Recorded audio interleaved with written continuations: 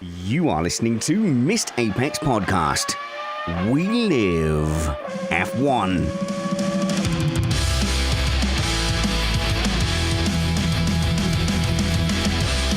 Welcome to Missed Apex Podcast. The title of today's show is Max Checoed Out. I'm your host, Richard Reddy. Welcome to our Abu Dhabi race review. Well, this is the last race review of the season, and that has flown by, hasn't it?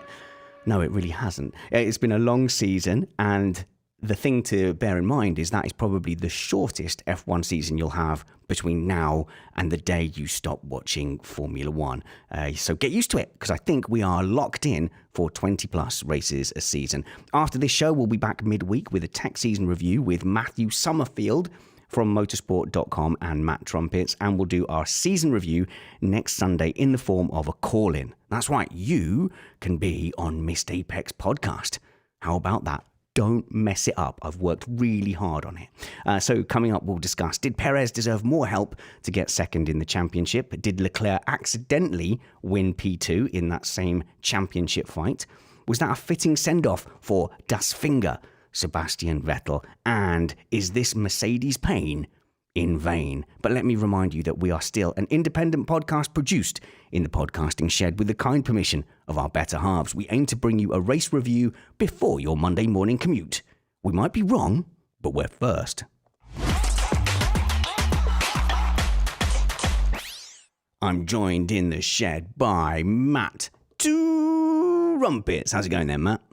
I'm going to get Leclerc to buy me a lottery ticket before he goes home. I see. You and I were going to argue about whether it was luck or skill that got that Ferrari into P2 today.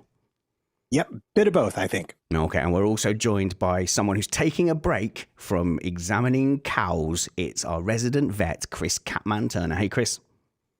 Thanks, Banners. I'm a bit emotional this evening. It's been a bit of a lovely send-off there for Vettel. You're a big Vettel fan?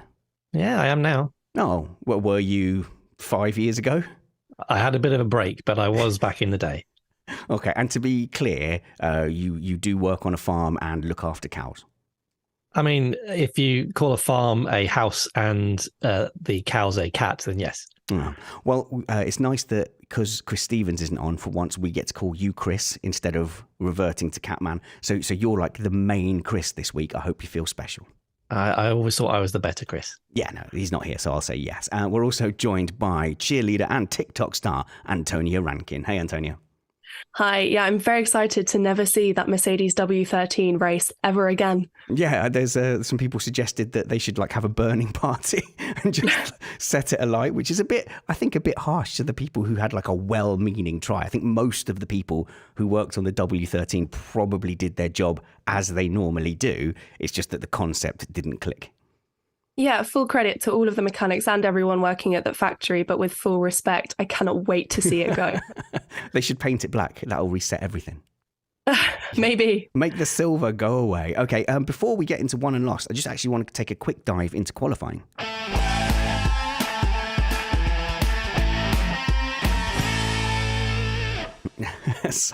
Some European in our live chat room says everyone was a Vettel fan between 2010 and 2013. Oh, this is a chat for the off-season. In fact, after our season review, maybe we do a Vettel career look back and just do a whole show, because there was a really interesting stat where there hasn't been a season for 16 seasons where either Vettel or Hamilton hasn't finished in the top two of the Driver Championship, which shows you what a significant part of F1 he's been. So I think if you kind of did a breakdown of Sebastian Vettel's career, you're actually doing a breakdown of Formula One from 2009 onwards. Hands up if you're up for that. Catman's in. There we go. So, they're all in. Okay, so just the same panel for the whole of the off-season. A little bit of a look into qualifying, though, Matt. I know we tell people all the time that they should get on the F1 live timing. You can subscribe to it from F1. We don't get a cut, but we should. But you get all the live timing data, all the sector data. You also get all the team radio, and you get the BBC commentary as well, should you choose to pick that. This is the first time I had the option on to just have all the team radio all weekend, and it just interrupted me. Do you have that on? I know you tried multi-view this week. Yeah, I tried multi-view. No, I haven't I don't quite have enough windows to have that as like a separate audio feed. And really for me, what I do is I split between the F1 TV feed and and the BBC feed. And I used to do that by panning to either ear, and I could hear separately, and it was pretty good.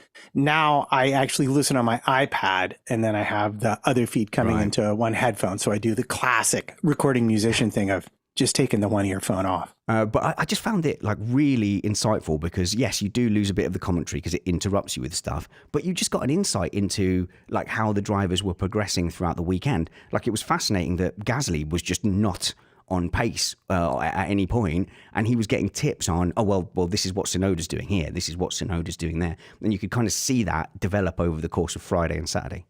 Yeah, no, he was totally stealing Tsunoda's homework to do a halfway decent job, and he still didn't do as good a job as Tsunoda. And it's interesting that last year too, people forget how well Yuki did at this track. This seems to be like one of his favorite places to go racing. I don't really know why, but he's consistently done a good job here as long as he's been in F1, which is admittedly only 2 seasons. And the other interesting thing was that you could hear all the qualifying malarkey going on and the different approaches the drivers took. So there was quite an interesting kerfuffle at the end with Lewis Hamilton trying to overtake Max Verstappen and Verstappen seeming to steer into the right of him. But that actually overshadowed what a good job the strategists seemed to do at Red Bull. Red Bull got in everyone's way all qualifying long, and Vettel was on the radio complaining about them, as were others. But it seemed like they did a little bit like what Hamilton did in Singapore a few years back, and they just did absolutely no tyre warm-up whatsoever, like really just concentrated on saving the tyres and going as slowly as possible. And it seemed to work. It really produced a good qualifying performance, but it did create a bit of chaos behind them. Yeah, that's it, because they had to do such a slow warm-up lap because into sector 3, by the time they got to the end of their hot lap, the tyres were just absolutely melting. So the slower your out lap, the better. But that does mean you get in everybody's way. I thought an amazing thing was watching Vettel, as you said, kind of going through the traffic, the commitment he had on the final lap that he did to just fly through about 3 or 4 different cars without taking his foot off the throttle was amazing. Yeah, just on Vettel, I just want to give him a little bit of credit for how great that qualifying was. It was so fab to see him really come to life. I know it was his last race, so maybe there was a little bit of, give it everything you've got. Not that he hasn't been doing that, but I mean, it was fantastic. That's what you strongly implied just then. That he's been phoning it in until his last race. Perhaps, yes, maybe slightly. But I mean, Seb, he's such a fantastic driver, such a great loss from the sport for him to be retiring. But I mean, he was blistering in quali. I mean, a P9, did he qualify in the end? Fantastically done. And he did provide a little bit of entertainment, of course, with the constant Red Bulls getting in the way and the irony of that being his 4-time championship winning team. I have never had that much passion and commitment on the last day of any job I've had. I have always 100% phoned it in, and I'd have been home. I'd have been home for the weekend by the time that Vettel was passionately yelling and shouting and going, they're getting in the way. I super care about this now. Matt. Yeah, well, I want to go back to what Chris was talking about, is the tires that Pirelli brings, and they brought the softest tires, because I know you were about to ask me that question. I was. And they have never, as long as I've been watching races at this track, lasted all 3 full sectors. So you always have to choose where are you going to take the most out of the tires. Are you going to save it for the 3rd sector? Is it sector 2 where you want to make your time? And that all is down to kind of your aero concept. But what was interesting, and you mentioned just going as slowly as possible and not warming the tires up, but there were several drivers who complained about losing tire temperatures in the queue to leave and having a particularly bad sector 1, some of whom, maybe Alonso, didn't actually even make it into Q3. So that kind of explains why cars were hurrying to get past Max Verstappen, who was going quite slowly. And so on social media, what was doing the rounds was this like 5-second clip of Hamilton going around Verstappen, and Verstappen appearing, and it really did look like it, appearing to like look in his mirror, time it for when Hamilton was coming, and then kind of just jink over. And it looked like more of a gesture. It's not like his car lurched wildly to the right. It wasn't like Stroll running off Verstappen or Alonso or whoever he's running off on a straight this week. It did look, though, like there was some intent there. But the scene that didn't get shared as much showed all the chaos kind of a few corners back where lots of cars were going past Verstappen, and he seemed to single out Hamilton to block him again. So it really did look like, and I'm sure all these drivers play mind games, and to some extent Lewis Hamilton getting around Verstappen, in his head will have been, this might annoy Verstappen if I go around him, but also I don't want to lose my tyre temps. But it definitely feels like after everything, after Hamilton not being in this title chase at all, Verstappen still has eyes on what Hamilton is doing. Almost like the Mercedes form is just a brief break and Verstappen knows it. What is it they say? Living rent-free in your head? I don't know, but it was pretty funny to me that the message he got afterwards was like, let him go play. Let him go play. Was a message Max got after that happened, if I'm remembering the incident correctly. But this is why I was saying watching the team, listening to the team radio is so good, because you could see that was the situation all the way through. That they said to him even before, they said, don't worry about what anyone else is doing. Don't worry about what anyone else is doing. Just concentrate on your tyre warm-up. And he was able to do that for 18 cars on the track. So I take it this is an implicit endorsement of my idea to let the drivers talk directly to each other when they are on track? Yeah, I think, what do you think, Antonia? Just have open comms. That would be one hell of a Discord. Gosh, I think the little bleep machine that whoever's moderating would need to be using, it would be a constant blur of beeps sometimes. Yeah. No, whilst communication, of course, is important between the teams, obviously the relationship they have with each other on the actual circuit is going to be incredibly competitive, because the drivers are by nature egotists, because they have to be in order to win races. But I don't think that would encourage meaningful, useful communication so much as cussing each other out aggressively. That's got to be the understatement of the season on Missed Apex. I don't think that would endorse or encourage meaningful conversation. Okay, let's find out where the race was won and lost.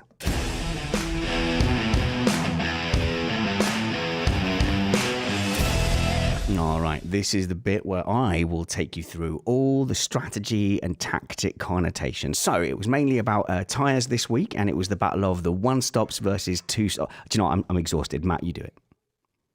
Okay, fine. And I'm going to assume that for this particular race, since the championship itself was far from done, was far from any kind of being caught. Max was done with the championship. He won. When you say where the race was won and lost, I assume you mean race for second in the Drivers' Championship, because that's where everyone's attention was focused, whether or not we wanted it to be there. So like 2013. 2013, from Silverstone onwards, Sebastian Vettel won 87 races in a row. Sometimes he won 3 or 4 races in a single weekend. He was that dominant, and that was just the sound of a lamp falling off my makeshift Barcelona studio. But yeah, I think this season it has been kind of valid just to discount Verstappen and go, he won. Let's see how the rest of the pack did.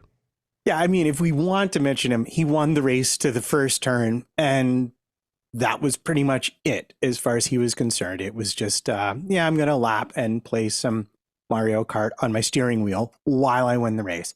But where it got really, really interesting was the battle for second between Perez and Leclerc. And why it was so interesting is we saw something we almost never see: a one-stop strategy versus a two-stop strategy for all the marbles. And with Pirelli telling us ahead of time that they thought the two-stop strategy was slightly quicker. And in this case, it all came down to, in my opinion, how Perez drove the first 11 laps of the race. Yeah, I mean, he was very much in Verstappen's sights to begin with. He was within DRS, which would have served him very well if he'd have stayed within that window. But then, of course, by the but after the last 11 laps or so, he very much kind of disappeared because his tyres had dropped off, which unfortunately, had the tyre management perhaps been better, not to put that all on Perez, but had the tyre management been better, there might have been scope for a fastest lap towards the end of the race, which, every point matters with this kind of take it or have nothing, all or nothing championship decider. But unfortunately, it just didn't quite seem to click right for Perez. His team seemed overly optimistic at times with the tyre management, with how well he was going to be performing. And then it meant that actually, fast forward to the end of the race, Perez just wasn't there. Catman. I was going to say, do you think that Perez had more of an eye on Verstappen than Leclerc behind? Such was their impression of their dominance for the early part of the weekend. He thought, well, if I can just keep close to DRS, that probably lasted for about 2 laps, and then he saw him scampering off into the distance and then went, oh, maybe not then. But I just don't think that they really had an eye behind. Maybe they Ferrari'd themselves. Well, you bring up an excellent point that will no doubt start a mild discussion with certain other people on the panel, because I think that throughout this race, Leclerc and Ferrari were baiting both Red Bull and Perez into a series of increasingly worse decisions, all the while putting a great deal of pressure on them that they were kind of unused to. And I'll say it right now, had Perez executed properly, I think he should have finished second overall. Well, okay, so the one thing that I heard from the Red Bull camp that they could have done differently in this race was, so yes, Antonia saying he might have overpushed in that first stint, and then you're saying in the first 11 laps, was that the first stint? Was that? And then he pitted lap 15, I believe, right. Perez did. But they also said that actually they left too much on the tyres in the middle stint as well. And the bit you're talking about, I guess we're skipping and jumping around a bit here, but the bit you're talking about is where Leclerc was told on the radio, do the opposite to Red Bull. So you have a Red Bull team that have been saving tyres in the second stint, suddenly having this dilemma, this option, right? Do they now respond to that? Because they basically know if they don't pit, Leclerc is going to pit. And Antonia, this undercut was massive, and I don't think we've seen that this season. So it takes a little bit of unpacking what effect the undercut had on the tactics today. Yeah, I mean, it's a very commonly seen phenomenon in F1, do whatever your opponent doesn't do. However, executed to this degree of wow, it is quite rare. And to be honest, I think we were all a little bit surprised. I mean, even on the commentary, they were a little bit surprised. We all kind of thought Ferrari were going to be a little bit further back today. We thought their fight was going to be with Mercedes. So then when that undercut was so powerful, I think Red Bull were like, whoa, hold on a second. Where have they come from? Because they weren't expecting Charles Leclerc to be able to pull out that much of a gap and re-enter the race after that pit stop in such good stead. So as far as the undercut goes, it felt to me watching the timing screens that it was worth about 2 seconds a lap, which is quite a monster undercut. So the people who were aggressive actually came out like 6 seconds. I think Lewis Hamilton gained 6 seconds on George Russell. Perez gained 6 seconds on Max Verstappen. So really, once Perez had pitted, this is the bit, Matt, where I'm going to argue with you and go, I think there might have been a bit of luck involved, because I think they actually got the wrong end of that decision. To start with, they left whether to be the chasers or the holder-honorers up to complete chance. They let Red Bull decide. That's quite passive. So you can't actually tell which is the good one out of those two anyway. You're saying, Red Bull, you decide, you pick the best strategy. They could have just waited for Perez to pass the pits and then gone pit. So that's my first argument for Ferrari won that P2 by accident, because they could have easily had Red Bull not pit and then they would have been pitting. Well, yeah, but that assumes that Ferrari had decided ahead of time that a two-stop strategy was optimal for their car. And I'm thinking, based on what Leclerc said after the race, that was not, in fact, the case. So the way I see it is that they kind of let the Perez off the leash a little bit. And as his tires started to go, Leclerc was just reeling him in. I mean, it was under 2 seconds, under 1 second, right around 1 second when he came in. And here's the thing. they sent him that message before turn 12 when Perez made his initial pit. And Perez comes in, he stays out. Now, I think that's what Ferrari wanted to have happen. And Perez immediately, when he's leaving the pits, was this the point where he goes, yes, he goes wide and lets Vettel get in front of him because he was already on a mission to try and make up the time on those tires and get around Vettel. And to me, that's big mistake number one from Perez. And that's directly because Ferrari put that pressure on him and on the Red Bull team. Okay. There's some legitimacy to that, I suppose. So what you're saying is that, Perez, because they didn't choose specifically that lap, they weren't there managing their pit window. And I suppose it took away the opportunity to have like a hammer time opportunity to go, right, here's 2 laps, use up all the rest of your tires. And like I said, I think they did say that they'd left tires they'd left wear on the tires. Catman, then Antonia. Yeah, as you said, they didn't get the opportunity to find their little pit window to drop him into a nice bit of space. He had to fight for that space to be able to make the use of those new tyres to get that undercut to work correctly. And the issue is, of course, at this point, only a couple of other people had pitted before. So it was quite early. I mean, Sainz pitted 2 laps later. So making that call to go to, if you're Leclerc, to go in that early would have been quite bold. Whereas Ferrari putting the pressure on to do the opposite is actually making them try and kind of bluff them into a move they don't want to make. Well, this is it, and they were all nodding now. I think it was Matt kind of slyly implying that maybe it was just an out and out bluff. Antonia first, and then we'll let Matt round this off and feel all smug that he's probably right. Well, it's the key to any effective undercut. You need a fantastic outlap and a fantastic inlap because, when you're coming into the pits, you can burn off all of the tyres you've got, and then your tyre warm-up needs to be as effective and efficient as possible so that you don't lose even more time from the delta that you've already lost in the pits.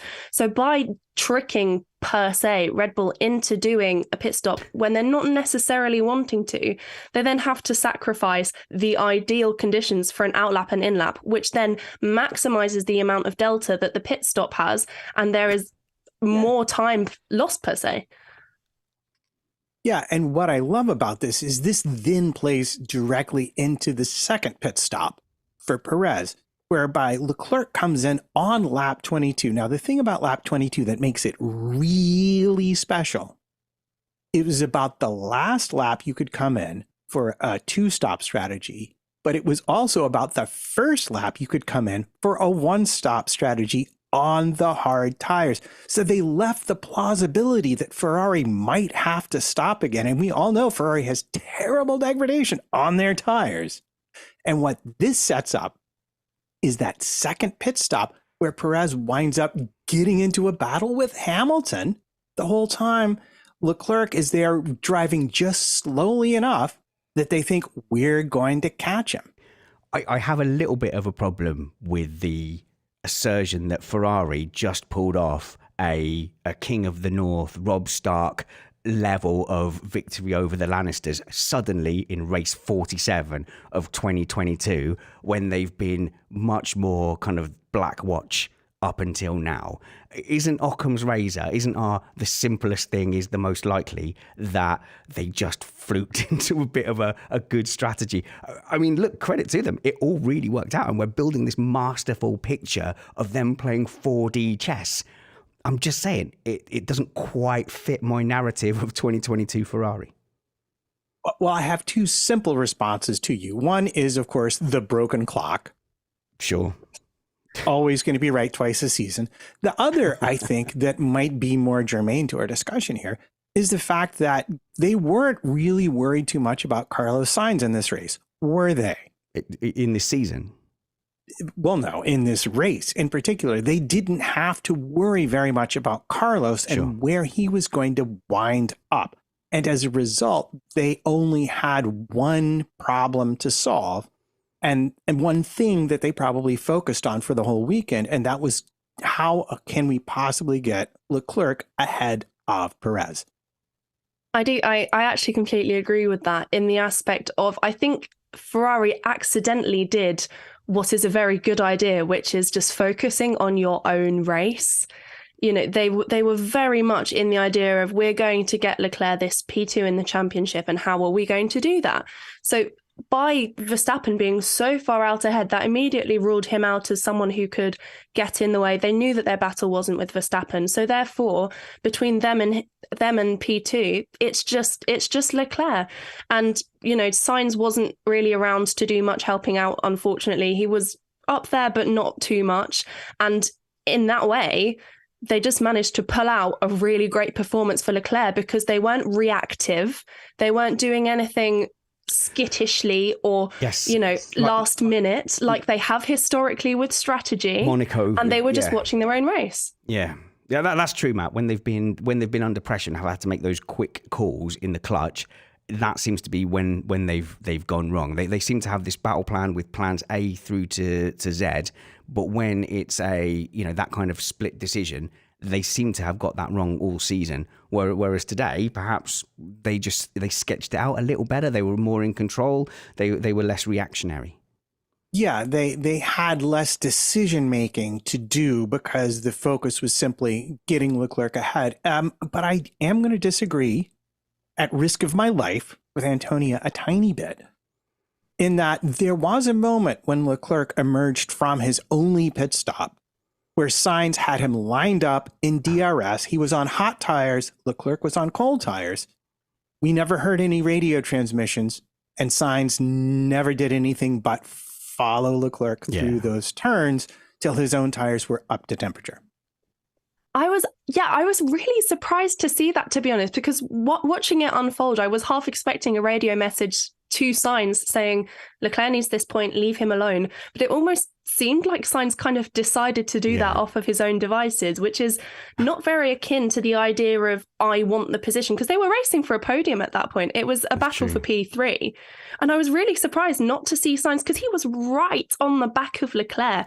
I was so surprised not to see him push more. And then, like you said, Matt, he kind of just disappeared and we heard nothing more of it. I wonder, because of what Verstappen did in Brazil and the reaction he got from that. I mean, we got universally negative feedback from surprising sources as well, from Verstappen fans who were saying, I'm a Verstappen fan and I did not like how it came across in Brazil. And perhaps Sainz had that in the back of his head, that if he cost Leclerc second place in the championship, the Tifosi were gonna have him for post siesta break, for post siesta meal. Catman. Yeah, I was just going to add, it's almost like they discussed it beforehand and had a plan and stuck to it, unlike a certain other team that don't seem to work that way. And it's also the favor bank. I mean, you know how this works.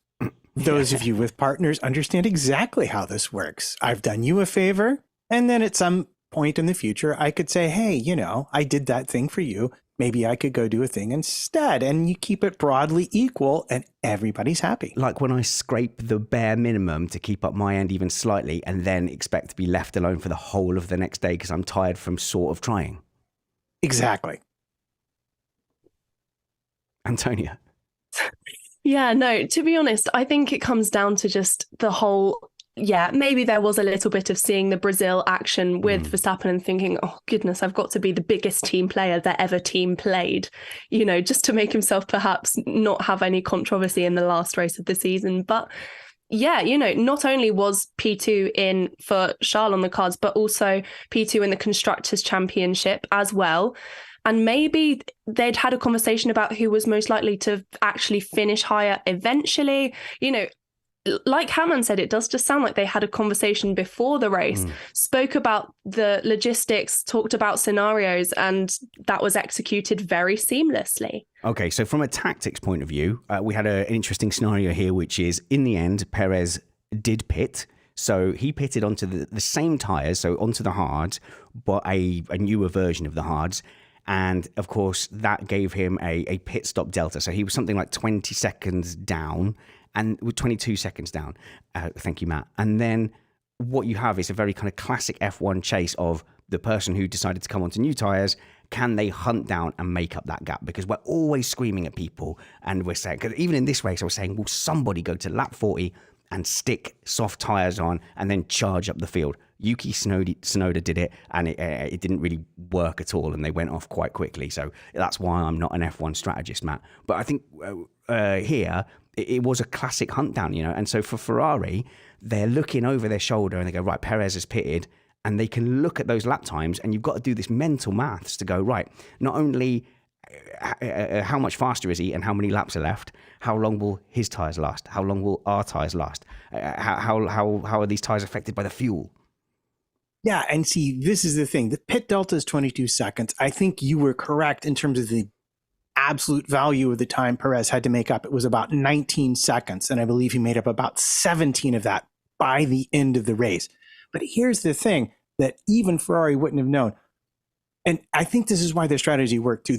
Nobody really knew how that hard tire was going to do on that Ferrari. We thought they'd have terrible tire degradation, but because there's only one nighttime session, which matches when the race is, none of the teams at the sharp end really ran the hard tire in representative conditions. And my guess is that an espresso fueled Giovinazzi in the Ferrari simulator between the end of FP2 and the start of FP3 might be their secret weapon, because I guarantee you that's where they got that setup from.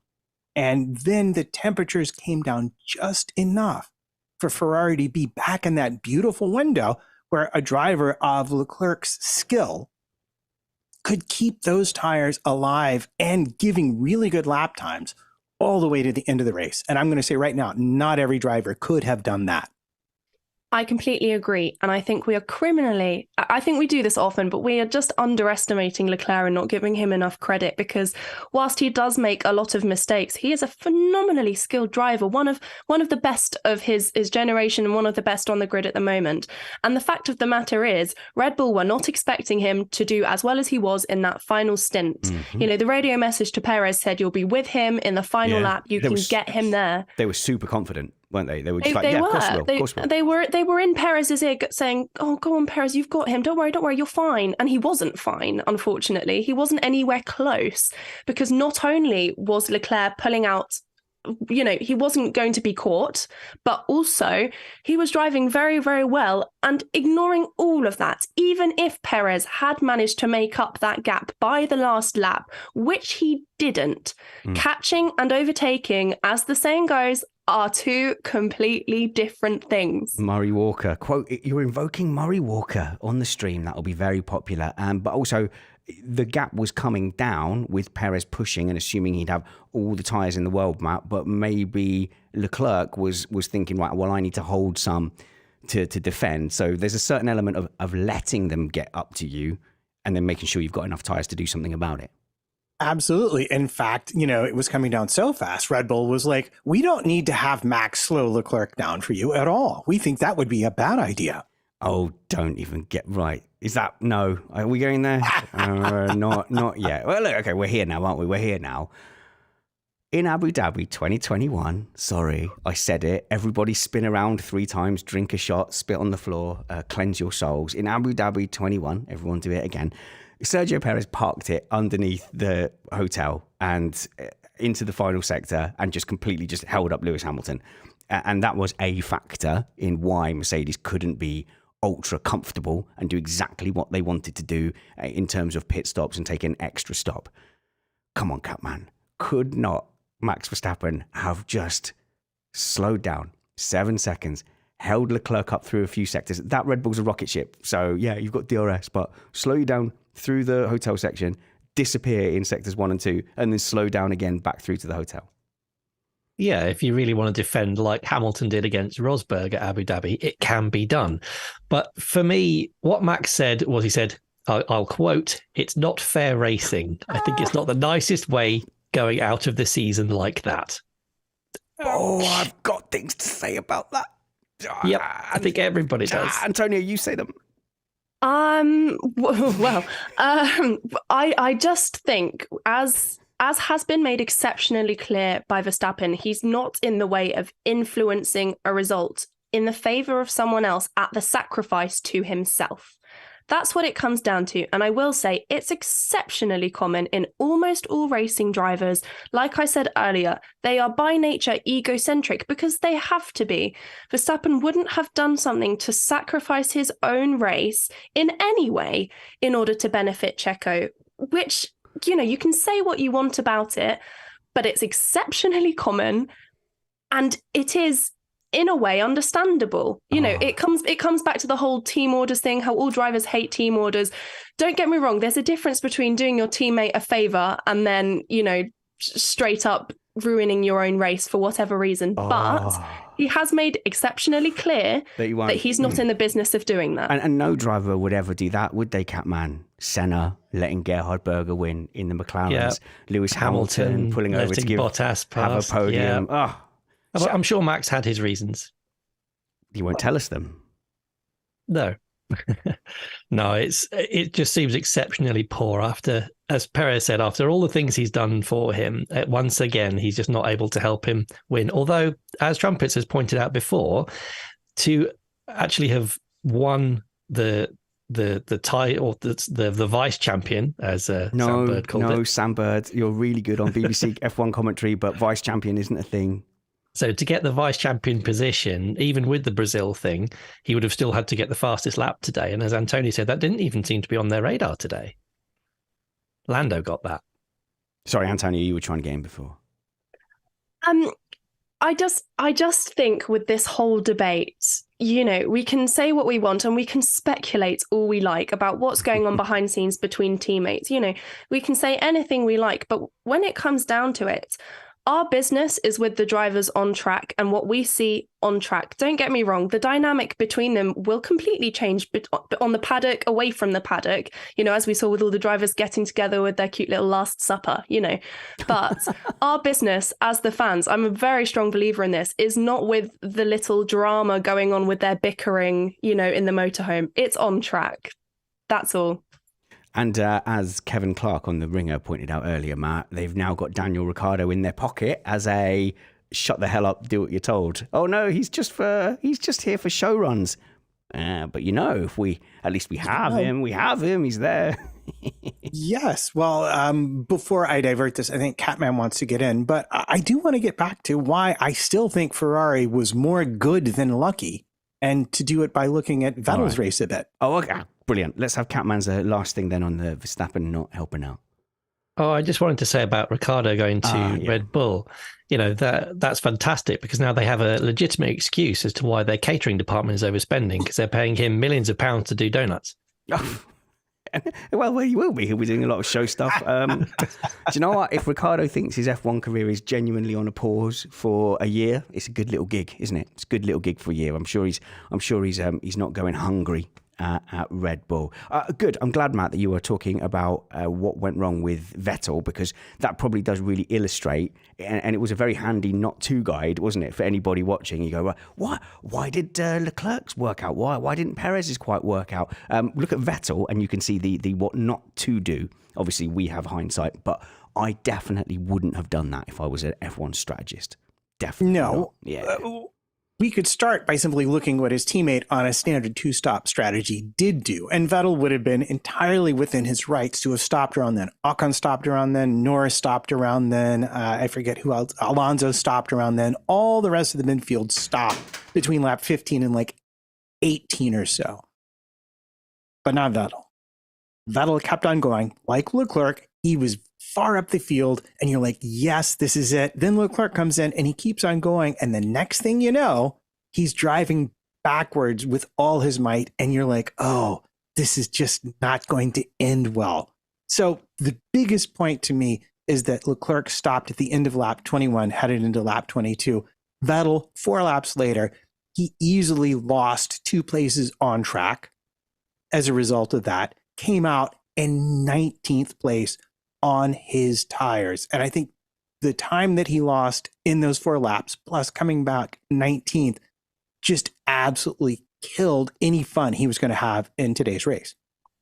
No, I mean, what Vettel himself said about being a sitting duck was completely correct. I mean, and looking back on it, it does seem like a strategic blunder that was a bit too difficult to make, as in I have no idea why they didn't pit him a couple of laps earlier, because it's not like there weren't other drivers setting the example of what to do. They've got all of the data in front of them, so why did they leave him out for so long? It seemed very illogical, especially when you've got a 4-time world champion on the radio to you going, this is a bad idea, guys. You do want to listen, surely. I think they were waiting for Latifi to help them, possibly. But the other thing as well, Trumpets, is that once they had pitted him, he had a lot of work to do because he came out in P19 after dropping off the cliff at the end of his first stint. So trying to preserve your tyres on a one-stop strategy is not going to work if you have to overtake most of the field. Yes. Well, the thing that I love most about these scenarios is it lets me play with numbers and talk about them a lot, which is, I know, Spanner's favorite thing in the world. Yeah, because I can have a bit of a break. I'm going to TLDR this thing and say that I just looked at the gap from lap 22 to lap 26, where Vettel stayed on his hards and Leclerc had switched. In that time, in real life, Vettel lost 7.5 seconds to Russell and about 9 seconds to Verstappen. And I estimated that had he stopped at the same time as Leclerc, which was the earliest you could stop, lap 29 was about the latest they suggested. So he really did stop kind of in the middle of the window. And that might have just been Aston projecting how long they thought that tire would last. But how long they thought the tire would last and how long Vettel could make it last in a race where everything really mattered might be two slightly different numbers. So had he done that, come in with a Leclerc, I estimate he would have lost 3.2 seconds to Russell versus the 7.5 seconds. And that alone would have had him fighting with Ocon and Norris. And at the end of the race, with them having to pass him instead of vice versa, him trying to catch Ricciardo. But going back to what you said about, the tires, surely improvise, adapt, overcome really comes into play here, where, yeah, you can expect tires to last however long you want to expect them to last. But if they are not there, and if your driver is on the radio complaining to you not doing well, surely you take action. I mean, you can compare it to kind of, Lando in Sochi, where he's out on the track, it's clearly all going to poo and it's not working. But, Lando was on the radio saying, no, please leave me out. Please leave me out. Whereas Seb was doing the opposite. He was saying, please, this is wrong. I'm losing position after position after position. It was almost like they were waiting for him to already be at the back of the field before they then went, oh, God, get in quick. It just seemed so reactive, but so delayed reactive. Wait a minute. Did you just quote Clint Eastwood in Heartbreak Ridge there? Improvise, adapt, and overcome. I thought that was Bear Grylls. Johnny come lately. Everyone go watch Heartbreak Ridge after this. Yeah, after this. I think it's at 9:00. No, so I lied. So I can't tell time. Matt, that's also a reference from Heartbreak Ridge, by the way. Improvise, adapt. But yeah, it's very clear the amount of time he lost in those 4 laps cost him. And if you don't believe that math, well, he was about, Leclerc lost 17 seconds to Perez over the course of the 2 stop. And looking at the same numbers for Vettel, if we give him those same 17 seconds, it would have been 18 seconds, really. He would have finished 54 seconds behind Verstappen, which would have put him right between Norris and Ocon. So even if we didn't do the really smart thing and just put him on Stroll's 2-stop strategy, which would have seen him far and away, I think, winning that battle of the midfield, even a 1-stop could have worked better had Aston just been a little more flexible in their application or quicker to recognize when things weren't going to their particular plan. Who mentioned Latifi whilst I was repairing my lighting for the 4th time in the show? Sorry, making another 21 reference. Well, no, you were saying obviously everyone was waiting for the Latifi safety car. Had a little bit of a heart murmur when I suddenly saw Latifi spun out with a Haas, and you go, no, it can't be in the script that there's a Latifi caused safety car. And in the end, I mean, we don't need to play whose fault is it for this, but don't worry, we will. In the end, Schumacher's just tagged him and turned around. But I think the whole F1 community just went, no, we're not accepting this as our reality, Matt. Yeah, well, and Weedsy in our chat makes an excellent point that one decision easily cost Aston Martin $5 million and a full place in the championship. As it is, because Vettel did not get around Ricciardo, they finished behind Alfa Romeo. Oh. If he finished one place up the road, they finished level on points, didn't they? But it was that they had a slightly better finishing position in the races overall, which is such a shame. Versus a P6, I think. Yeah, the countback was who had the highest race finish position. But this just shows, though, how every single decision made on and off track matters, because I think teams underestimate just how important every minor decision is. You know, with a battle like this, where Alfa Romeo ended up skyrocketing through the constructors' standings by the end of the race, it was unimaginable that could happen. But the smallest decision has cost, you know, various teams massively. You know, like deciding to drive over a sausage curb in the first lap instead of staying on track. Okay, we're getting there. Hold your horses.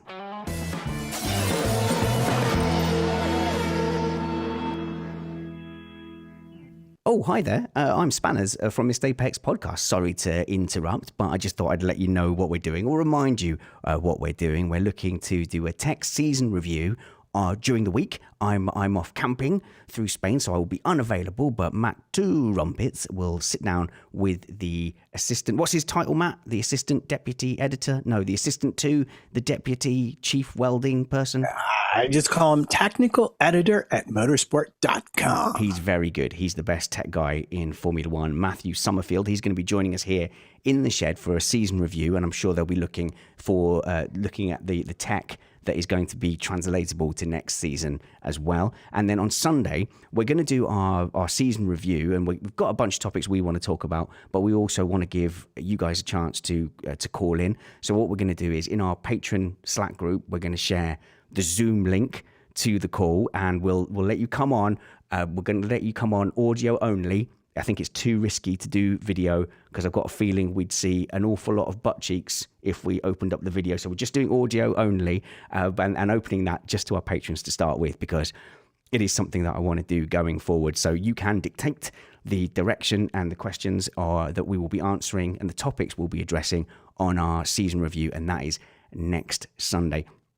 And then throughout the off-season, we're going to be doing a bunch of segment shows, bringing you interviews, interesting talking points and topics as well. And we're just going to go for one show a week throughout the off-season. And I have to say, it's one of my favourite parts of the podcasting season, because we are not held to the drumbeat of the races and the Formula One news, and it's a time where people can get really creative, and it's a time where interesting people have time off to be able to talk to the likes of us. So stick with us at Missed Apex Podcast. Subscribe to us on YouTube, please. Click subscribe and the little bell so that you'll know when we go live, and subscribe to us on your podcatcher of choice. And if you think we're worthy, you can join us on our Patreon channel, patreon.com/Missed Apex, ad-free feed, there's some extra bonus content, and join us in our Patreon Slack group as well.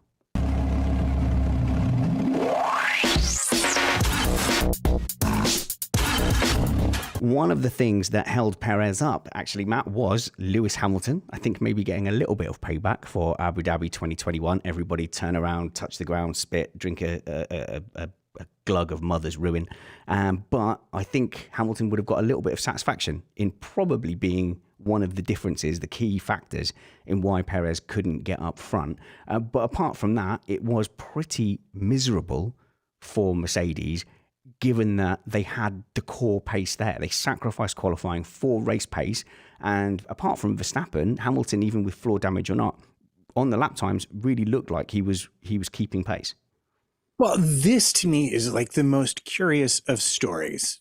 As far as qualifying goes, yes, they set up for the race. But let's also remember Mercedes has never been great at generating tire temperatures for one lap efforts. And the track was pretty cool Saturday night when they qualified. So I can't say that I was surprised. And I always thought they would have the pace to certainly tangle with Ferrari, as they did, but maybe even push forward to a podium or to bothering Red Bull before, at least Perez kind of self-destructed his own race a bit. But we didn't really get to see it because of the lap 1 incident and Hamilton driving over the sausage curb, which I believe he said broke the floor. But what's weird about it is that in his second stint, that pace came back until the car itself just munched its gears. Yeah, I mean, I think we can all agree Hamilton really seemed to have good pace this weekend.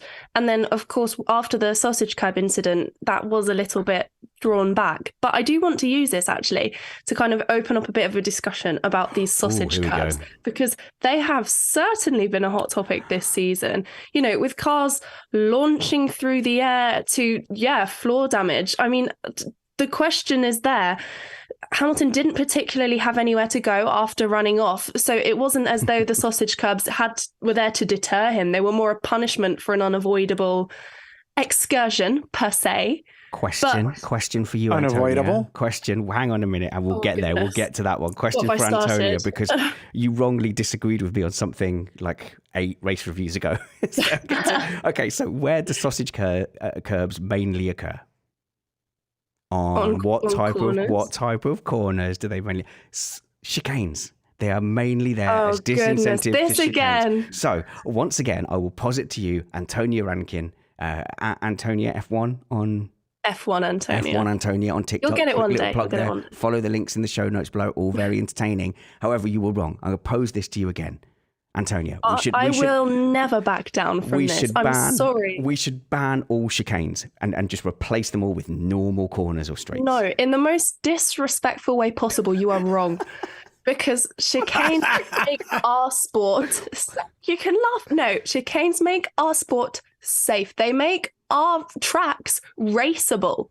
Without chicanes, I would say a good few of the circuits that we have would just be so dangerously fast.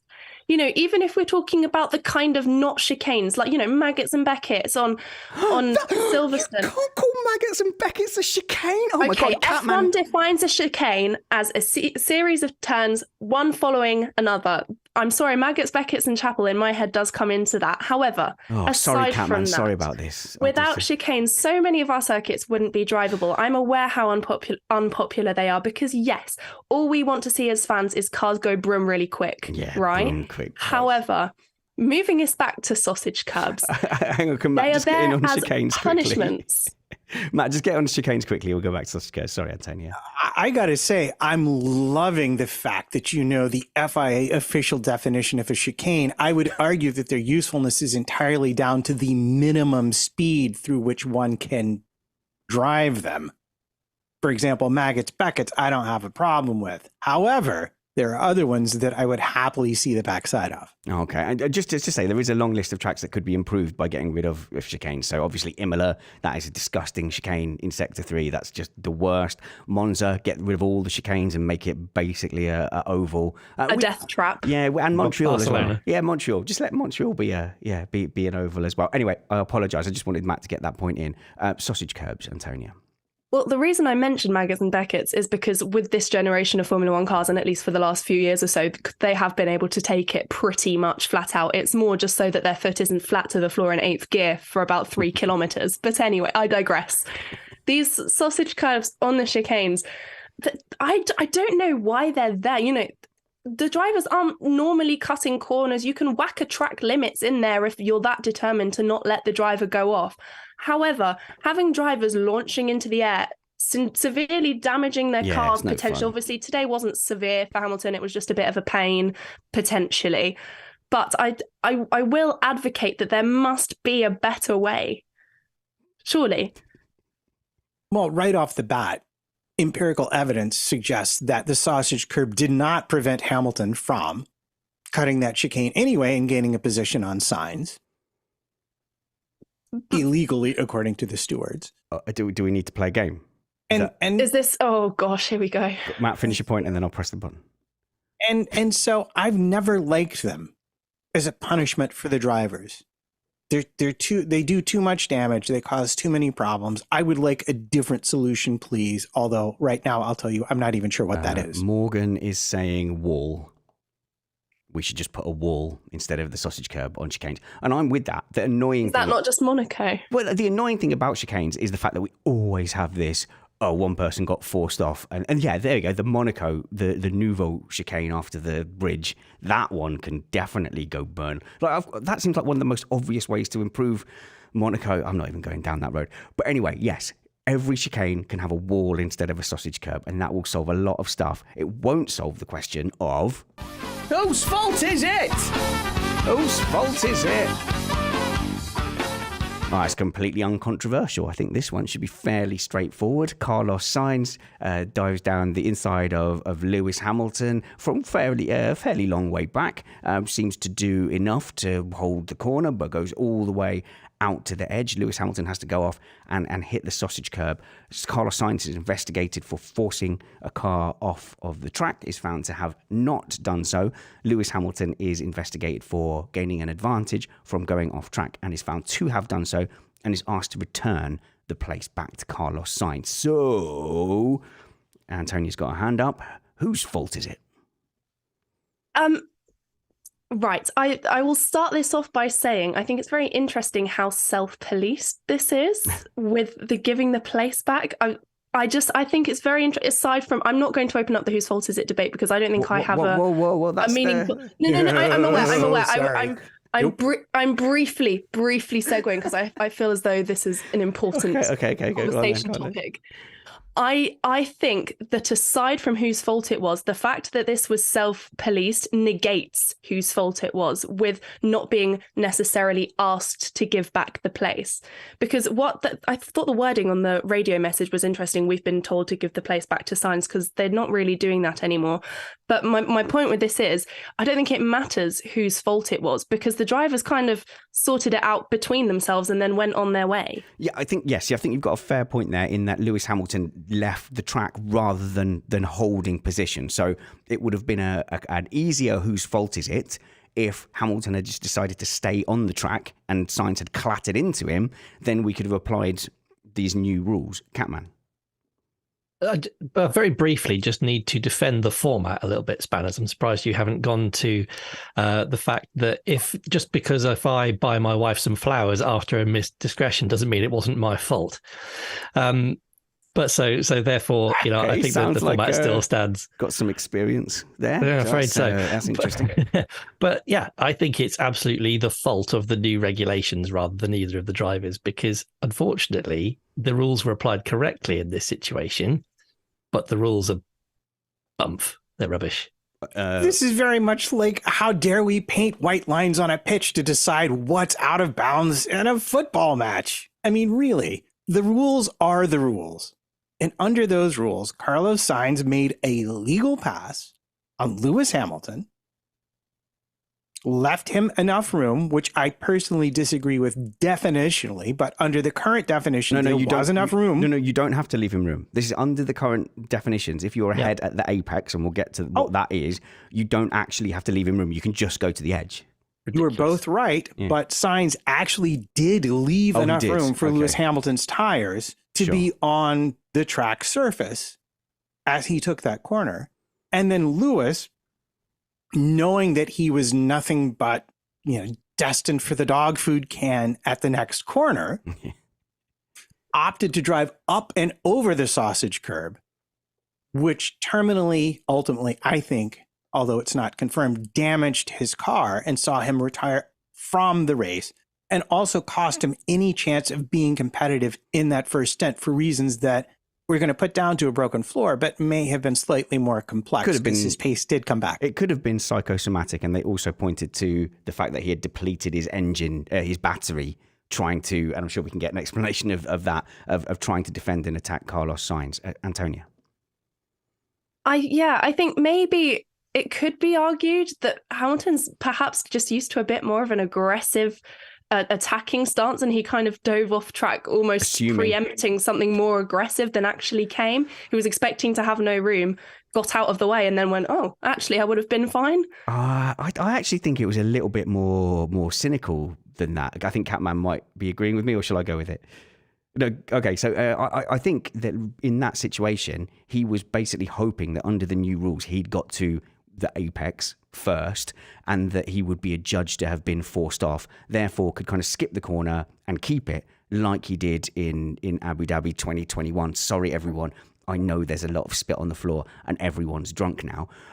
But the rules are that little bit different now, where they make this definition of when you get to the apex, which is a little bit vague. And we had a lot of terrible screenshots and drawings in our WhatsApp group. But I think most people are saying that it is basically from the inside apex of the corner to the equivalent outside apex of the corner. You have a little imaginary line. And if you're ahead at that, then you basically have more right to the corner. I know a lot of people might have been wondering whether that apex line then kind of goes at a 90-degree angle to the straight. So it's basically the point in the straight. So at the end of the braking zone, if you get to the point of the apex and you're ahead, that's when it's adjudged to have been. But, very, very hard to tell in that moment for a driver. So perhaps Hamilton gambled, Catman, that he was ahead and that he could kind of feign, I was forced off, therefore I go off and I keep my place. Had he kept his wheels on, then he was waiting for a decision on Carlos Sainz, and in that time he was going to get swallowed up by Leclerc and by Russell. His only way of really staying ahead of the cars behind was to cut the track. I think Hamilton's played the referee a little bit. Absolutely. And he didn't give the position back until he was absolutely forced to, which is what they do. They try and do these things. And then if they get a 5-second penalty, they just blast 5 seconds up the road because that's easier to do than overtaking somebody. I think, was it you, Spanners, on Twitter earlier, who said, what would be wrong with making them leave space for the other person all the time? Yeah. If there's somebody alongside you, leave them space. How hard would that be? That's what I try and do when I'm racing against people. I'm not the fastest guy in the world, but I have fun. Why could we not do that? I do not want to slam the FIA because they have made some rules that we can at least play along with and interpret. I would say the first thing to do would be to draw a line on every apex. Just go around with a bit of chalk on every apex and just draw a line. Where is this line you magically have to be ahead by in order to be given the corner? But just because they've made some rules and we're not loving it, because I think in this scenario, Matt, what it does allow is very, very deep and late lunges, so you can really just go for this imaginary line and then just slam the anchors on and hope you can make it. And when you do that, you do it from that far back, it's impossible for someone to get a switchback because there's a skidding locked up car to your inside. But we don't want to throw the baby out with the bathwater. Having some definition of the rules, I'm enjoying. No, we don't want to do that. And to be fair, I went back and watched multiple times both Hamilton's and Sainz onboards. And what struck me about this is that from Hamilton's point of view, and I think when I said definitionally, I would like the car, if the car is on the inside, to be, you as a driver on the outside need to have 4 wheels on a flat surface. Maybe not all 4 wheels inside the white lines, but if there's a sausage curb, you need to be able to make that corner and with none of your wheels being forced onto that sausage curb. That didn't happen here. That said, Hamilton and Sainz both lifted off the throttle at the 100-meter mark. Hamilton downshifted more quickly and left what I would call a New York gentleman driver's, like I can see the bumper of the car ahead of me going into the turn. Sainz got on the brakes much later and therefore beat Hamilton to any definition of an apex that you would care to enforce. And it would sure be nice if they would come up with a mathematical definition of it so that we could have even more things to argue about. Paint the line. Paint the line.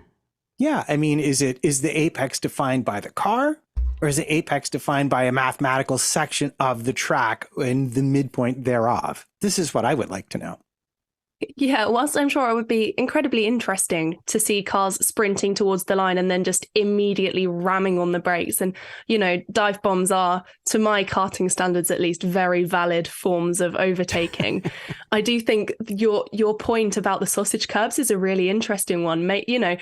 Hamilton would know full well that Sainz was probably going to take him into that corner, and he probably would have envisioned his 2 wheels just creeping up onto that sausage curb at the next turn. And we could have seen him launched a little bit into the air, and being squeezed even more, knowing that had he not run off of the track, that he would have had even less space or would have had to fully concede the position. Yep, so going to your wall idea, what happens if there's a wall there? Whose fault is it then? They hit the wall, Catman.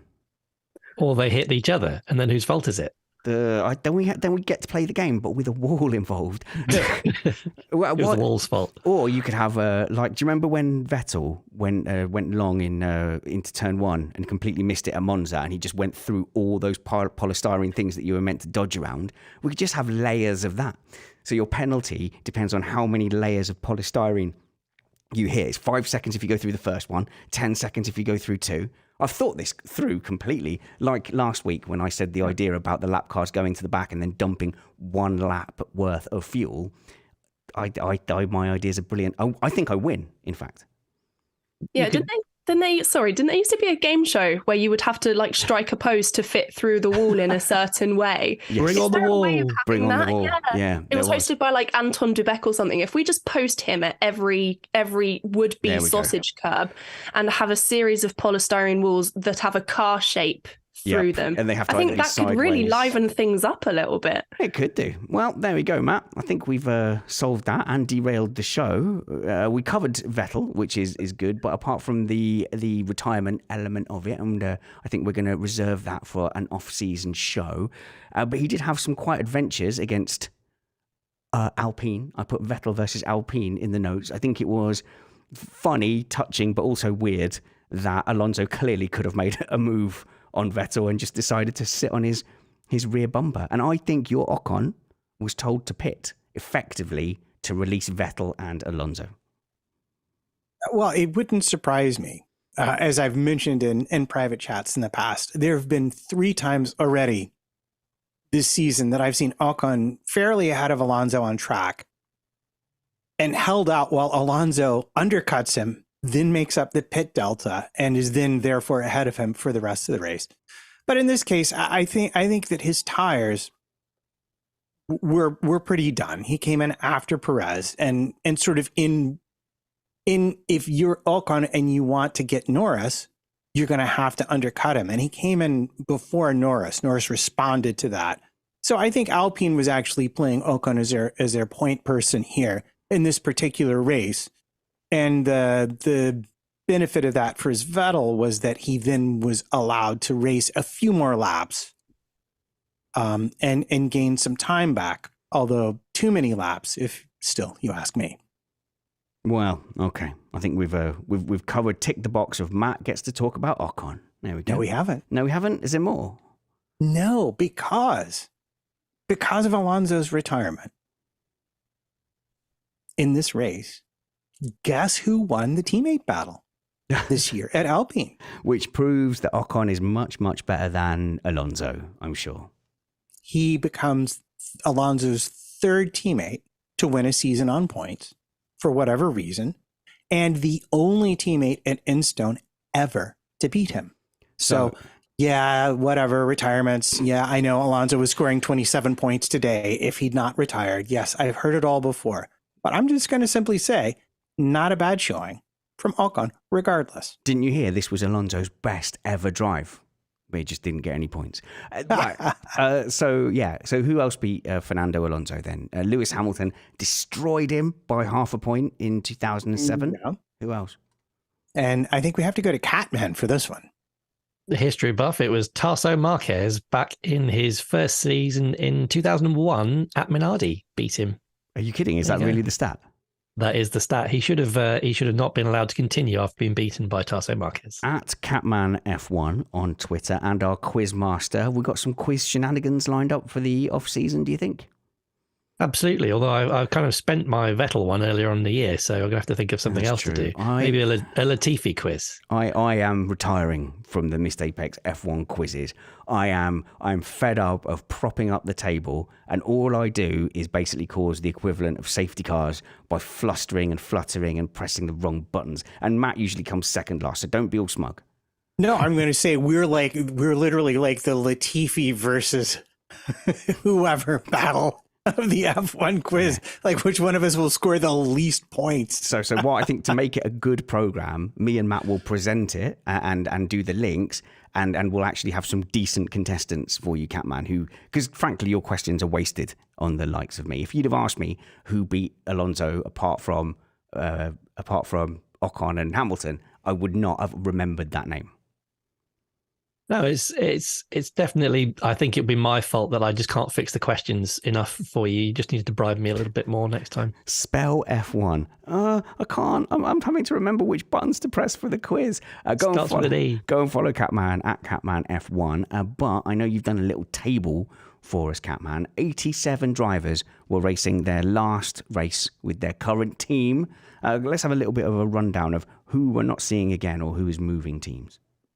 Yeah, at the end of a season, it's always a little bit sad to see people leaving. And obviously, Sebastian Vettel is probably the first one that you'd want to come to. And as you said, we're probably going to do a whole show on that, or at least a good section on that. So I won't necessarily kind of go to him in detail. But, you know, he did, as you would expect at the beginning of the season, smash Stroll a little bit with a 37 point to 18 in terms of how many he scored at the end of the year. You've done these kind of stats. You've done actually like stats. A real table. Okay, let's do it. Okay, let's settle in. Big tables. I didn't get to colour it in. I didn't have quite enough time, but, you know, greens and reds would have worked. But interestingly, they both had the same best finish. They both finished sixth. That was the highest that they scored. Although, as I say, I think Vettel could have done well today if they hadn't stuffed the strategy. Well, I tell you what, with Stroll, if the sixth that he got, was that, I can't remember now, but was that a somewhat attrition-based race? Was it one where cars were going off left, right and centre? It was at Singapore, so it was. So Stroll is really good at those races, and I think like the podiums he's been that does take skill. That means that he was driving within his limits where others weren't, and that is the only way I ever get results in karting or sim racing. So I'm certainly not going to slate that tactic. Yeah, absolutely. And, you know, that being said, well, let's not take it away from him. And Stroll is also very good in those being in the right place at the right time for the interchangeable conditions. So with his pole position last year and that sort of thing, it's always his tactic to try and make the odd races work for him, and fair play to him. But let's not forget also that Vettel at the beginning of the season missed 2 races due to COVID. So that means that Hülkenberg finished 22nd in a 20-driver championship. Nice. All right, cool. Yeah. Who else are we saying goodbye to? Saying goodbye, obviously, to Daniel Ricciardo, possibly, maybe for a little while until they get bored of Perez or he has a fight with Jos Verstappen and they start to come back. So by Barcelona, okay, good. Yeah, this is even more one-sided. So you got Lando finishing on 122 points with a clear victory compared to 37. That is rough. For Daniel, that's rough. A beating. That is an absolute beating. And the qualifying battle was 20-2 as well. So, you know, we all had Daniel's kind of problems just all over the news the whole year. But I don't know if Red Bull would want to take him back into a race seat because realistically, unless the type of car changes, I'm not sure that Daniel's shown he can adapt his driving style to fix to it. So as much as I love Daniel, I do think that might well be the last we see of him. So we are getting into season review territory slightly here, Catman. So just say like who are we losing? We're losing Latifi. Yep. Well, Latifi Schumacher again got smashed by him. Schumacher as well. He's most likely off into the distance, probably sports cars somewhere. And that's about it. Gasly's off to Alpine, of course. And Alonso is off to destroy Aston Martin. Yeah, despite should have already retired already, considering he started before Vettel. See, now people are going to blame Alpine for having poor reliability. But the fact of the matter is Alonso was 11th and Stroll was 10th when he had to stop racing. And I think they were just doing him a favor, keeping him from having a crash with his new teammate before the next season started. It could be Alonso pulled over to make sure Vettel got a point. Oh, that's what Hamilton did. Wasn't it nice of him to retire his car so that Vettel could get a point in his final race? All right, guys, I think we're getting to the business end of the race review. So why don't we give out some awards on our podium?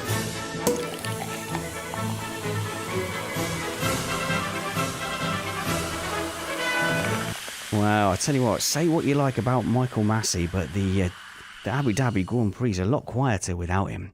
it did kind of whimper and fizzle out. It really, if you want to say boring, it was a slightly less exciting style of Grand Prix. I think the tactics there really do highlight the fact that Pirelli, I really hope they just come with a step softer, and I hope we forgive them if there's the odd, time that tyres go off a cliff or everyone runs out of tyres. I think the one stop, when people can just hang on for that one stop, it does create a slightly less thrilling kind of race, because when there's an incentive to go very slowly to preserve your tyres and to make a one-stop work because the pit delta is high enough to do that, I don't think that's a thrill. What we want to see is people being able to bolt on new tyres and go for it and hunt people down in the way Perez did. In fact, that's what we want to see next season, Pirelli, and I'm sure it's within their gift to give it, is let's have more opportunity, like in 2021 and 2020, for people to do that late pit stop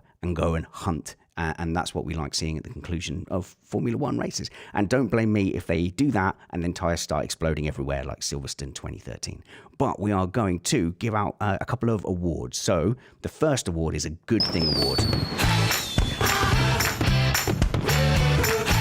Okay, we get to be all positive and lovely and nice. And who is the most positive and nice and lovely person on the Missed Apex crew? It is genuinely Catman F1, Chris Turner. You are the only grown-up, really, in the room at Missed Apex podcast. I say you're a proper adult and he's a very nice man, listeners, and you should go and follow him at Catman F1 on Twitter.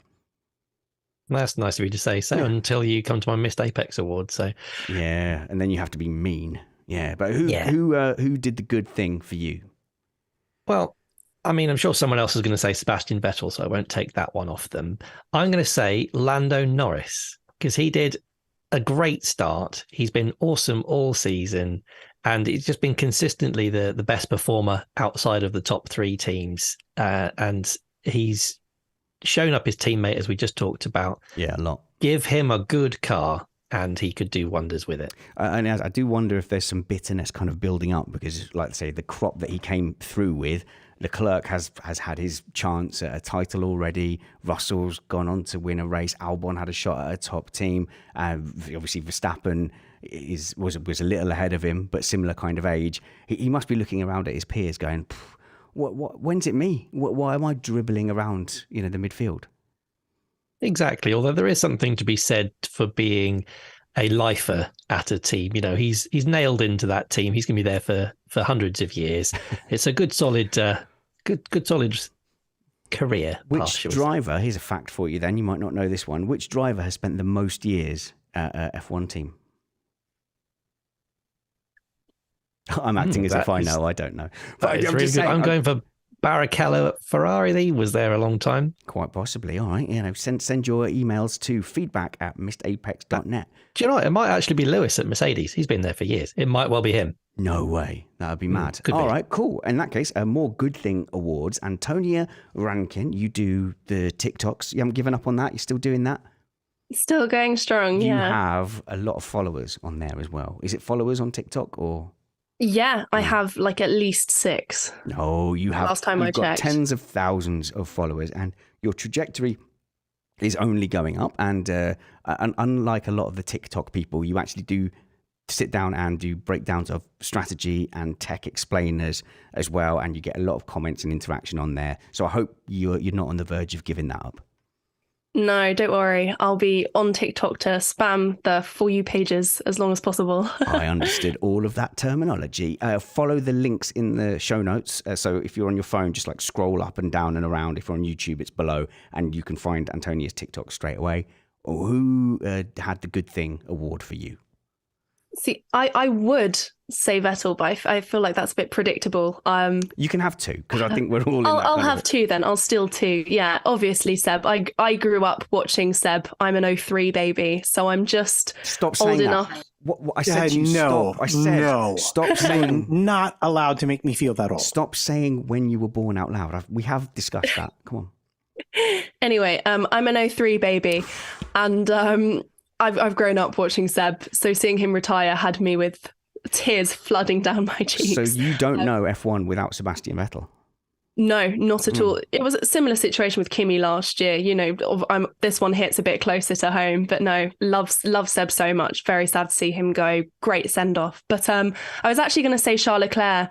I don't think I've ever been so pleased to see someone kind of get second in a championship, after being so far ahead at the start of the season where everyone was going, oh, there's no way Max can catch up. And then it was done. Max obviously did.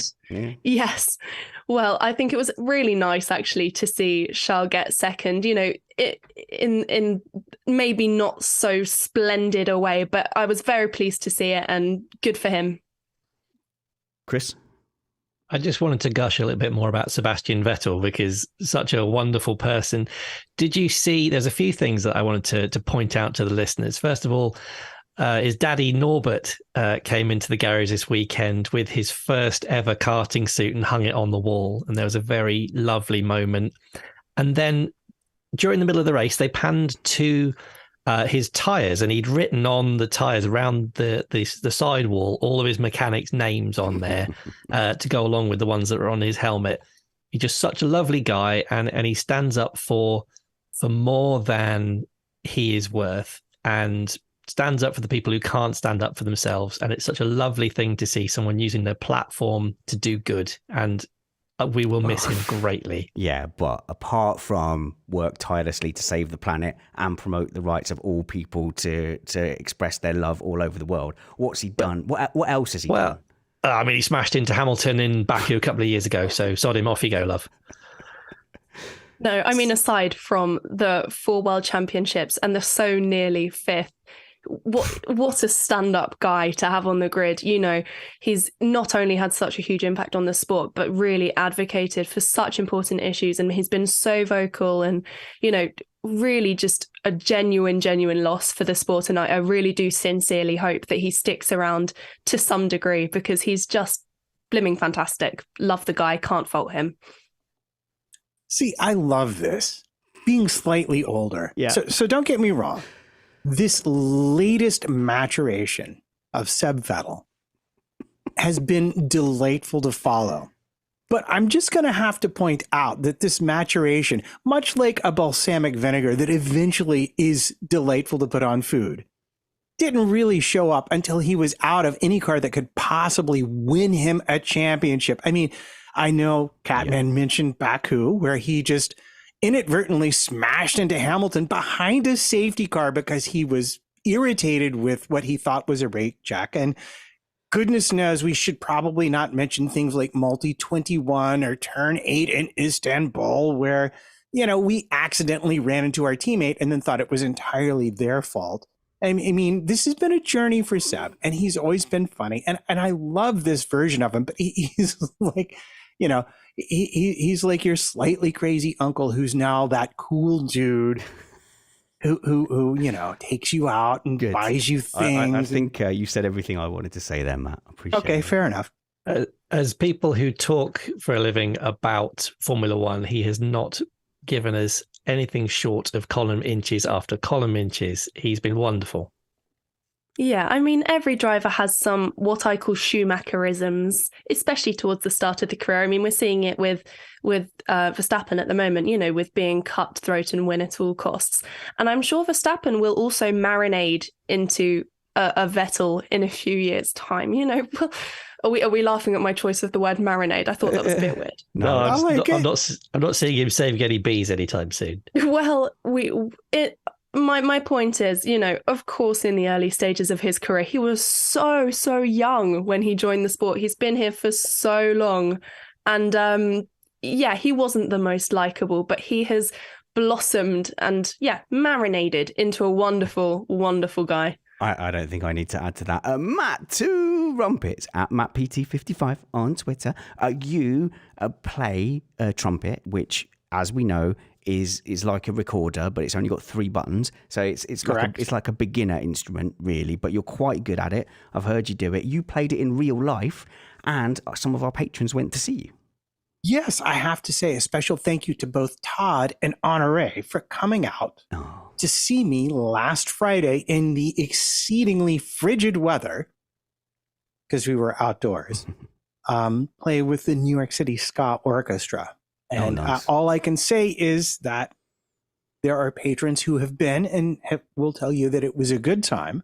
And I very much appreciate them coming out to have a listen to me play. And that was after advertising where you were going to be on Missed Apex.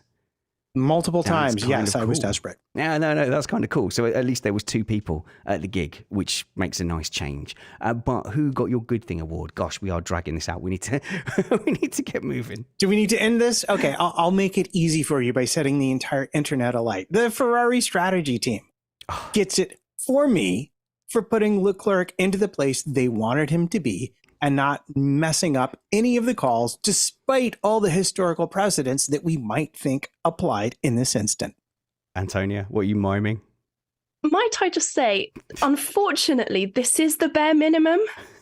I am one to give credit where credit is. No, it's very faint praise. It's not a season, it's just this race. Optimizing a driver's performance is actually, by definition, the strategist's job.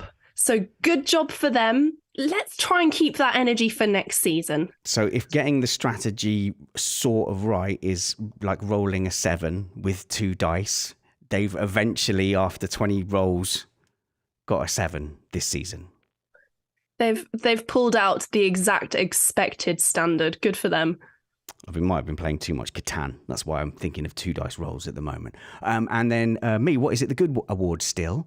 I am going to give my thing of the weekend award to discovering just too late that Alpha Tauri do a podcast with Gasly and Sonoda talking to each other in just the nicest, just chilled out dorm room manner. And I wish I'd had that insight earlier in the season. Oh, now we get to end the show by being super negative. We should swap these around, Matt, so that we're negative to start with. And then, well, it's too late now. Let's do this award, which is... Oh no, you missed the apex. I did ask my son if he wanted to re-record this now that it's more like, oh no, I missed the apex and I'm not, I want to stay in bed and I'm not doing anything and it's unfair and you're not my parent. But he said no. He said to ram it, he didn't want to. It's not, oh no. We're just a lick past that. Okay, so it's the bad thing award. Catman, who missed the apex for you? Okay, I'm not going to go for a racing one this time. I'm going to go to Shaquille O'Neal. So he was he was seen in the grandstands and the dude was standing up in front of the rest of the grandstand. Come on, dude. Do that. If you're don't stand up, you're 7'1". This is why sit down, you're taller than people anyway. This is why everyone hates tall people universally and why us little ones are universally loved. That's exactly why. Speaking of tall, tree-shaped freaks, Antonia Rankin, you are 8'7", and who missed the apex for you? And you are so nice to me. Just for that, I'm actually going to give my missed apex award to you, Spanners, for not liking chicane. No, on a serious note, I'm finding it hard to openly criticize anyone this race because unfortunately there wasn't anything massively wrong. I think it's going to have to go to Alonso with his DNF. It just seems like a kind of season of missed apexes, unfortunately, for Alonso. It has been mechanical DNF after mechanical DNF, and it's more unfortunate for him than it is placing blame on him. But it wasn't nice to see him retire from the last race of the season. 1, adjust your Y-axis. 2, are you sure it's not for him moving his stuff to Aston Martin mid-race? Did he actually do that? I don't know. Someone said they did. No, after the race, yeah. Yeah, he went was actually there. spotted by journalists taking his backpack and putting it in the Aston Martin garage. Yeah. That's quite funny. Excellent. Let's go to Matt, to Trumpets. Matt, who missed the apex for you? Well, sadly for me, it's not who missed the apex, but who actually hit the apex and unfortunately hit it with Latifi also turning into it. And that's going to be Schumacher. He'd had such a good race. He was on fresh tires. He was crushing his teammate who was on a terrible strategy. Mm-hmm. And then he just I don't know, inattentive. Just didn't, I'm going to go with misjudgment. I think Latifi was far enough out that he didn't think he was coming all the way over to crush the apex. And then Latifi did. But regardless, it was on him and it was really not the kind of race that I'd hoped he'd have in his last active current drive in Formula One. I think he deserves better than that. And I think he did enough to deserve a drive. Personally, especially relative to Hülkenberg, who has been crashing in the past. I'm just going to say it. I agree, but towards the end of last season, what did I say about Schumacher was we only notice him. He only appears on our radar when there's a crash, and that continued into 2022. I don't agree that he did enough to deserve, one of the 20 race seats in the top motorsport. Great. We have one of our in-between season shows set up and ready to go. There we go. Antonia, sorry. Very briefly, a very commonly discussed phenomenon around a workplace is the idea that they'd never promote internally. They always hire externally to get the managers in. And unfortunately, I do think we're seeing a bit of that in F1 at the moment. Hülkenberg is the guy that got fired twice for kind of, damaging too many printers or something. And then he keeps getting rehired, which I don't say this at all to take away from Hülkenberg's ability as a driver. He's proven himself to be a very reliable guy who can switch in and switch on his ability and do a decent job. However, there are so many drivers who are young drivers and upcoming names in the sport who could do fantastic things, even if it isn't Schumacher, do fantastic things with a race seat. And I was a little bit admittedly disappointed to see that it wasn't another young driver coming in to replace Schumacher, or even just Schumacher staying on himself, but it was Hülkenberg, a guy who we have seen for a good few seasons. I honestly just think it's because he looks like a Disney prince, and I reckon he just walks into a room and people agree with him. That's the I'm only sure that's the main explanation. hiring criteria. Yeah, I said I think he made he made a cursed wish with a magic wizard, which is you can be a ridiculously handsome Disney prince looking Formula One driver and have the life that entails with all its benefits, but you will never get a podium. Evil cackle proceeds, and he never will. Okay, brilliant. That brings us to, I missed the Apex Award. I think I'm going to stick with Lewis Hamilton, because I don't think he did make the best effort to stay on track. I think he made a tactical error, hoping the referees would side with him, and they didn't. And I think that may have cost him a podium today. So he missed the Apex for me. Go and follow my panel, please, at Catman F1 on Twitter, our quizmaster. Go and follow F1 Antonia on TikTok, and follow her Twitter as well on the social media links in the show notes below. And go and follow Matt at MattPT55, and literally go and stalk him in real life, because he will tell you exactly where on the globe he's going to be, and you can go to that place and watch him blow into a pipe. And drink beers with me. Drink beers with Matt as well. And if Twitter goes down, I don't know how to use any other forms of social media. So I guess you'll have to email us our feedback at missedapex.net. Matt gets that email as well, which increases your chance of that being replied to. But also follow me on Twitter. I'm at SpannersReady. I'm the best one. Follow me there. And on Facebook, I will friend you, but I don't know how to do anything else. Same on Instagram. I do put some pictures up at SpannersReady, but I saw people sending me DMs and adding me to stories. I have no idea how to interact with that. So please don't do that anymore. But join us for our season tech review midweek, and for our season review call-in on Sunday. Until we see you next, work hard, be kind, and have fun. This was Missed Apex Podcast.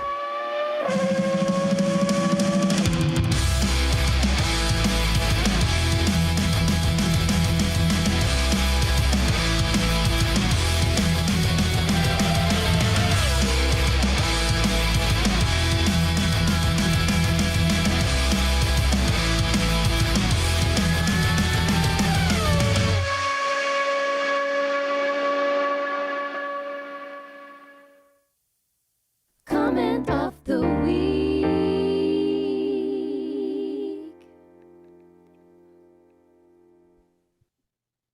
And we are going to start with our friend Stuart Neal, who asked the question that we were all asking: what on earth are we going to do with our weekends until March? My family are really worried that I may start interacting with them. Desperate times. Get yourself a shed and pretend that you're planning to conquer the international podcast market, and then you can just emerge in March. Jose Quag is in with the explanation. Sainz called himself on the radio to keep away from Leclerc. So now it all makes sense. That's why we didn't hear it. he had a good long word with himself and did the right thing. And by the way, oh my goodness, I mean, the directors have been pretty quick with the fader, but Max Verstappen has not been getting a good reaction from crowds. I know people do object to the booing, and I think Hamilton was getting it a lot last year. Verstappen seems to be getting it a lot this year, and perhaps Sainz was trying to avoid that kind of reaction as well. Indeed. Patty is in with going back to what you said about tires is a very broad remit for Trumpets, and I will agree. Yeah, you're like start talking about every single time you're like, oh, actually, guys, we're going to talk about tires this week, and everyone, yes, we know, just get into it. The fact that I discovered that one of the main chemicals in vulcanizing tires also is very important in the binders for asphalt is something everybody needs to know. Okay, the comment of the week thing, Matt. Just do the comment of the week thing. Connor Chaney's in with improvise, adapt, overcome. Just don't ask what's in the drinks bottle. Oh, yeah. Everyone go watch Heartbreak Ridge now. That's so cool. So I lied. So I can't tell time. It's such a good film. Mike Stoner is in with sausage curbs are the worst, spelled like the German sausage, just for fun. No puns. And finally, Wes is in. Let's just do it like downhill skiing. You gotta hit the flag on the apex. I don't understand posh people sports. So you pick a winner. A winner has to be Connor Chaney. Improvise, adapt, overcome. Just don't ask what's in the drinks bottle. Nice one, Connor. See you guys in the week. Comment of the week.